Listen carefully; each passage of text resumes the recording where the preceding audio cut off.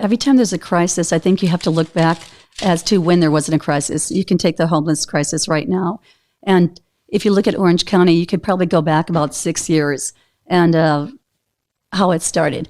I don't know if the viewers are familiar, but in 2014, there was Prop 47. And what Prop 47 did is it went ahead and had early release. Governor Brown wanted to go ahead and basically clear out the prisons. So in order to do that, he had to go ahead and make it where felons became misdemeanors. So now your felons now go into the jail. Well, now the jails are overcrowded, so they have to be able to do early release in regards to the misdemeanors.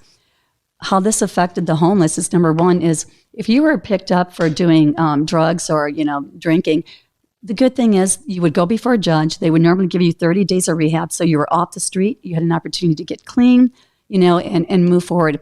This takes that away now. You can basically shoot up in front of a police officer, and there's nothing they can do. Wow. I can tell you that I was, I'm president of my HOA, and I know people laugh at that going, I can't believe you're still doing that, and it's been 8 years, but, my neighborhood is important to me as well as my city. And unfortunately, we found 2 people doing heroin in the bathroom, and so we called the police. They came over, and they said, I've arrested this guy 4 times this week. Wow. And so, you know what, the Prop 14 isn't helping them. So that's something that we need to overturn. And if come November, we have the Keeping California Safe Act. And so please remember that when you see that on the ballot. This will help undo a little bit of Prop 47, so that it'll give the law enforcement a little bit more control of what they can do. It'll also help those that need help, get the help they need. Sure. Top single issue in the 73rd? You know what? I would say homelessness. Okay. I think that's everyone's concern. And if I could talk a little bit more about that, okay, it'd be great. I think, again, if you look back, a lot of legislation is one of the reasons why we do have the crisis we have.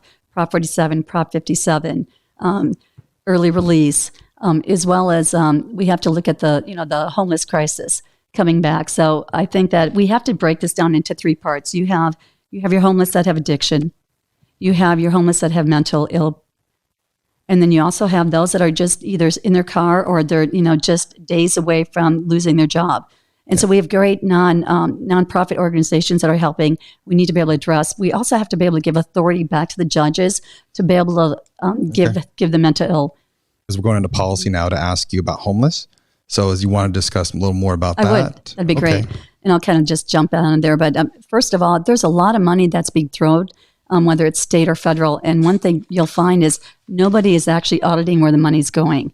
And I think, number one, when I'm up in Sacramento, I would definitely make sure that we have all of this audited to see, there's no one being accountable for it. If I'm going to give you $3 million, what are we getting out of that? Are there is there permanent housing being built?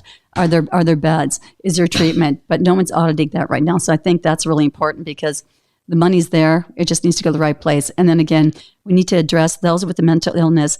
We have a lot of facilities. We need to be able to give the judges the authority to go ahead and allow them to have treatment for a few months so that they can get back onto medication and get the help they need. The same thing, we need to be able to have treatment for those that are addicted.